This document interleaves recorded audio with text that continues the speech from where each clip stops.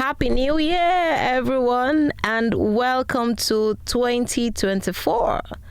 This is our year of ease, of peace, of transformation, of love, of joy, of grace, of increase, of abundance, of prosperity, of everything good. It's the year of possibilities, and I'm super excited. My name is Mo with the double O, and it gives me great joy to welcome you back on Staying Married podcast.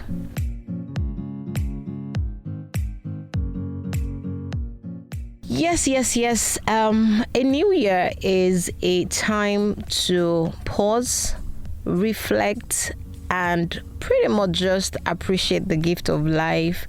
And all I really like to do today is to say a huge thank you. I know that we were away for a long time, and it wasn't intentional, but we were away and now we are back. Thankfully to God for keeping us and preserving everyone.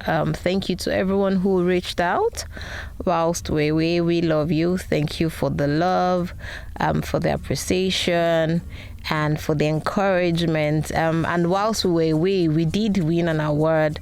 And this is me, doing a shout out to all my supporters, followers, audience, everyone.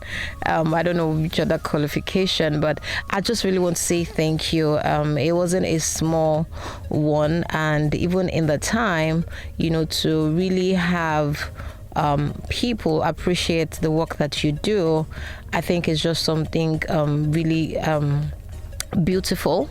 And I want to say thank you to everyone who voted and ensure that we brought the award home.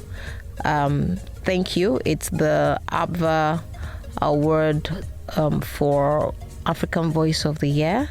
Yeah, I believe that's it. And we won in the relationship category. So thank you to everyone following, listening, sharing, and spreading the word. This journey couldn't have been done without you. And I'm truly thankful to God for that. Today, it really just is about appreciation. And what do you do at the beginning of the year? It gives us a time to really pause and reflect and not just jump into another year headlong. It's how many days now into the year? It's 10 days for me. By the time you're listening to this, maybe 11 days. But without jumping into the year headlong, I know that their visions, their aspirations, their ambitions, plans, great grand ones that you have put together for what you want 2024 to look like, but there are two things that I think and I'm sharing today that are absolutely necessary for you to do. And one is to draw up your appreciation list for what your 2023 was like, irrespective of what the experience was. You know what they say, that song that says, count your blessings, name them one by one, and it will surprise you what indeed the Lord has done. And it may seem like, no, it was a tough year. Let me not say it may seem like it's a tough year. And tough is very relative to different people, different circumstances, and different experiences. But whatever it was, take a moment to just think through a 30 minutes, 1 hour, and just think about what were the good things that happened to you. The fact that you are alive and able to say what were good things that happened to you is enough evidence that there is something for you to be thankful for. So I'd like you to drop your appreciation list and say, who am I thankful for that I had in my life and in my corner in 2023? So let me use this opportunity to say shout out to ABR Studios at this junction to say thank you guys. I love you. This podcast may not have been possible with the level of quality and output that we have without you. I truly honor and appreciate you. So that was a pause. So drop your list. Who do you have in your life that you're thankful for? What experiences are you thankful for? What things? Things are, they may be down on the list, but it's something to be thankful for, because you have things that other people do not have and are hopeful and praying for. Some of the things that you take for granted are on somebody else's prayer list. Do you see? People, experiences, challenges, things, family, drop that list. And as you do that, just say thank you to God for the gift of life, for being able to even drop that list and appreciate. And if you haven't had time to reach out to any of these people that you put on your list, please send a message. Just thank you for being in my corner for 2023. I'm looking forward to having a great 2024 with you. And the next thing that I like you to do is then reflect, and reflection is something that you do from the place of meditation. As you reflect, you're then able to think, so what were the highlights of my 2023? What worked well? What didn't work so well? What did I plan for? What didn't I plan for, but still happened? What went out of plan? I know that many things, occurred both at the micro level within the country and, at the macro level outside the shores of this country. I'm in Nigeria, by the way. So wherever you are, there are macro forces and micro forces that may have caused different incidents that would have impact on your life, that we all didn't plan for. And how did that really pan out? What was the effect on you? Did you live your life? Did you experience anger? Were there disappointments? Were you hurt? Did you make any groundbreaking, have any groundbreaking results or something? Just really sitting down and thinking through. Because when we do not do that, we are then on a roller coaster ride, unable to take the lessons that life teaches us. Because every experience comes with a lesson. And we have to be able to pause and do that. Even in the midst of, the hustle and bustle, and the rat race that life is, we've got to be deliberate. So if it's a 30 minutes every day for the next 1 week, find it and sit to reflect. What do you want this year to look like, and begin to make those small changes. I think that is so important for everyone. And as we speak about it, this is a relationship podcast.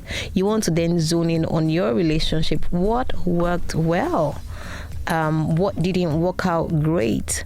What could you have done better? And I like always when I speak about these things that you take the lenses and zone in on you, not external. Let it be you first.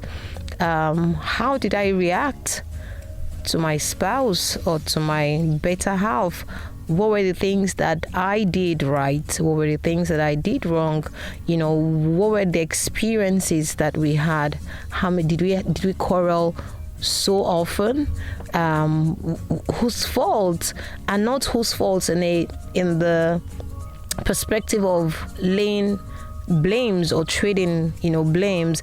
It's in really unearthing the underlying cases or factors or issues, really spending time to say, what did it look like for me? What was it that I wanted? And really deliberately putting out what you want and being intentional is so critical for the kind of life and the kind of relationship you're going to have. And it's not just your better half you should do that for. With your kids, were you a screaming mom? Were you a screaming dad? Were you unavailable? Were you emotionally absent? And what could have been the cause? You see, so what was the issue or incident What was the cause? What could you have done better? And is that situation still persistent or still, current? How can you improve it? Again, you want to ask yourself, are you happy with that situation? If you're not happy, then you want to, okay, what can I do about it? Many times there are things that we can do about it. And I like to put it this way, that the fact that you are even able to think through something and identify whether it is within your control or not gives you power. Right? So when you know that something is within your control, you can then begin to think, so what can I do? What steps can I take? When you identify that it's out of your control, then you put it in the hands of the one who is able to, do something about it, right? But it takes the pressure off you. So you're not trying to fix something that you don't have a power to fix. I think that these two things are very, very important for us as we begin a new year. Many people call it setting goals, vision boards, and all of those things. Maybe that is the right word to say it, but I just like to put it this way. Drop your appreciation list and sit down to reflect on the kind of life, the quality of life, the quality of people or person rather that you want to be, and people that you want to have within your space. Again, what can you do about it, and how do you begin to create the life that you want, surrounding yourself with the people that would really help you achieve the dreams that you set out to achieve being the person that you would want to be with. Do you get that? You have to be the person that you want to be with, that you would love to be with. So the focus is not external, it's internal. I do hope that this really makes sense to you, and as you do this, you would have a great year. I'm looking forward to an exciting, fabulous, groundbreaking year. Yes, we won our award last year. Trusting God certainly that we'll win more. And we do great things together. I'm looking forward to being here week in, week out. By the grace of God, absolutely, just bringing you nuggets as I receive insights for these things, and that together our lives will be better, peaceful, joyful, and filled with all the love and warmth that we all truly desire. Stay tuned till I come your way again on the next episode. It's Happy New Year, and have a most fabulous and astounding 2024. Bye for now.